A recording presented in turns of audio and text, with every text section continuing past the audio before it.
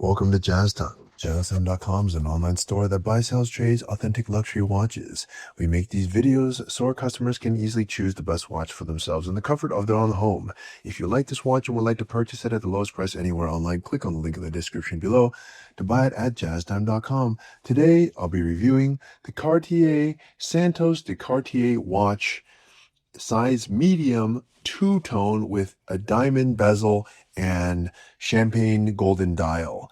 I'll tell you a little bit about the case bezel dial bracelet movement, finally try it on and give you my thoughts. So let's start just with a little overview. Now the Santos de Cartier, the Santos, although also known as, is the square watch that Cartier offers. They make many different sizes or many different shapes of watches, and they're known for doing very interesting shapes. One of the shapes is a square. They also make a elliptical looking watch that is the Bague Noire. They also make the Ting Francais, which is like a rectangle, and they make the Panther, also a square looking watch. So they make a lot of non-circular watches. Of course, they do make one circular watch, the Ballon Balou. They make the Roadster as well, which by the way is a tonneau shaped, kind of like a rectangle, ellipse kind of rectangle, whatever. It's a irregular shaped watch. So point being, this is their Santos, a square looking watch, which is very similar to the Panther. It's a very good seller of theirs. They do a lot of variations of it, which brings me to the next point of this conversation, which is where does this watch stand in the lineup? Well, there's at the moment 56 different models of the Santos de Cartier. And in the Santos, they have a lot of, you can break it down into small, medium, large, and even extra large. This is a size medium, so it's going to actually fit women, although it could potentially fit a man, but I'm going to say in general, it's going to be better fit for a woman because it's a size medium. Okay, now with that said, now you have just a little idea of where it stands in terms of size. Now, even once you break it down into size medium, there's a lot of variations there still. They make it in steel. They do a steel in gold. They even do a steel in diamonds and gold, which is what you're looking at here. And they do an all gold with it on a strap. And they even do all gold just with a bracelet too. So there's a lot of different variations that one can choose from. First thing to do is choose the size that matches you. So if you're a woman, it's probably going to be a small or medium. Depends on how big of a watch you like to wear. And yeah, and then from there you choose the material, and then you have a few options from there. By the way, we have all of these at jazztime.com, and they're selling less than retail. The retail on this as of 26 is $19,300 plus tax would be over 20,000, and we're selling it for low teens. That means, like, I don't know, somewhere between 11 and 14,000. That's low teens. Okay, so okay. Let's start talking about the watch. Now you have the idea where it stands in the lineup. Let's start talking about the watch itself, starting with the case. The case is going to be 35 millimeters. So just to give you some reference, a large Datejust for a woman is size 36. This one's 35. So it's on this level of Datejust 36 for ladies. It's on the larger side for ladies. It's going to take up your entire wrist. So it's not a small watch. That's why they call it a medium. But it's really, for ladies, it's either small or large. That's how it comes down to. And this one, 35 millimeters, is not small at all. And it's not big. 35 is all right, but it's on the bigger side. So it's in fashion, by the way, for a lot of women to wear larger watches. So that's not a particularly bad thing. And so, yeah.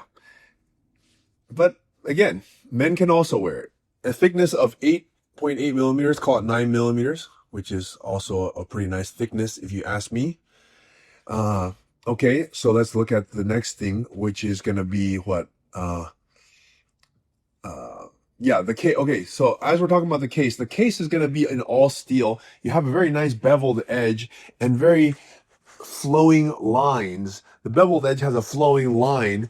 It doesn't really, on other integrated watches, that beveled edge goes down to it proceeds down the rest of the bracelet so that it looks cohesive and all designed on one go.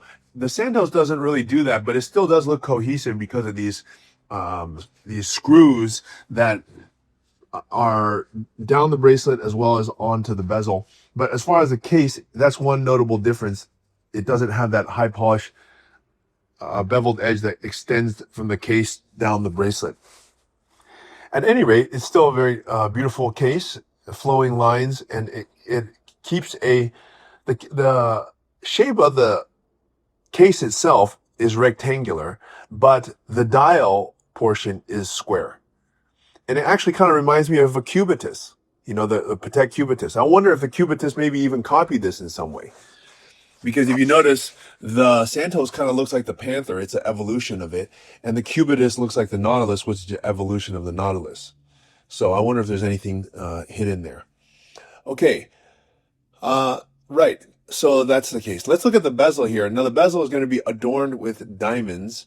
So I'm actually going to say, as a result, it's probably going to be more geared toward females. Although on Cartier's website, they do have a man modeling it. So I mean, if you wore on the strap, the man wears it on the strap with a diamond bezel, which also looks pretty cool. It's not bad.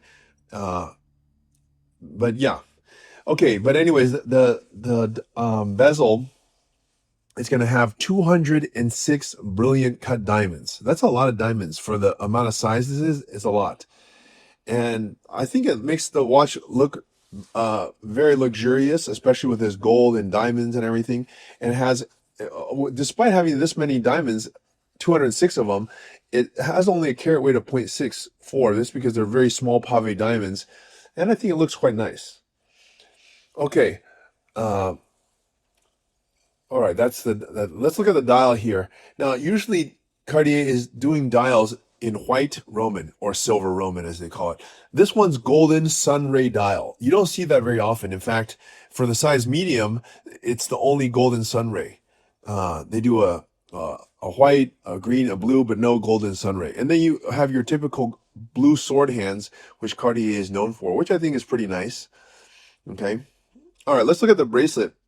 This is a mark of distinction as well on the Santos. It has these screws that make it look, I just think it makes it look very unique, and it mirrors the screws on the bezel so that there's some congruence between the watch head and the watch bracelet to make the watch look like it's all designed in one go, which I think they did a great job on. I remember actually seeing the Santos bracelet a long time ago when I was a kid. I don't know, it must have been a long time ago, and I never forgot it. So it's something that you don't forget. All right. Okay, let's look at the movement here. And movement, you know, you can't see it anyways. It's a caliber 1847. It's automatic, and you don't need to use any battery for it. So that's a good thing. And they managed to keep the watch with a height or a profile of only 9 mm, despite having a automatic movement. So I think that's pretty cool. Although it doesn't have date, but still, it's a good movement. All right, time to try this watch on my wrist and give me my thoughts.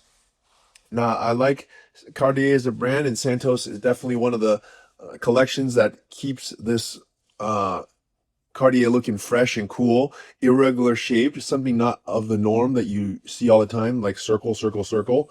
You know, they're doing these interesting looking watches. And with this configuration, I think it'd be luxurious for a woman to wear it. But the thing is, you have to get this watch at a good price. At $19,000 plus tax, $20,000, it's not a good price. In the low teens, yeah, it's a good price. So everything has to be looked at in context of what it costs and such. So I'm going to say, if you buy it at Jazz Time and you get it at a discount, then yeah, it's definitely worth it. If you don't, then no, it's not worth it. So look, if you want to buy at the lowest price anywhere online, click on the link in the description below to buy it at jazztime.com. If you want to find out more about the watch you just saw in the video, you can just click below on Show More to see the full description. Then you can check the link next to Model as seen in video, click on it, and you will get to the proper page where you can see all the details. If you're watching on a mobile phone, you have to click on the arrow down on the right hand side below the video to see the full description. If you like this video, please give us a thumbs up. If you would like to share this video with your friends, you can use the share button below and share it on any platform you like. If you have questions, constructive feedback, want to tell us about some mistakes or misspeaks, just write a comment below. If you want to see more videos like this, you should subscribe to our channel and visit our channel page where you can find all the videos. And if you're interested in a specific watch brand, you can check out our playlists. If you want to check the price for a watch or want to buy one, remember at jazztime.com you always get a steep discount, so you should check the prices with us. If you want to know the price for a specific watch, just go to Google, type in JazzTime, plus the brand, model and the details you're interested in, and Google will find the right page for you. Thank you for watching.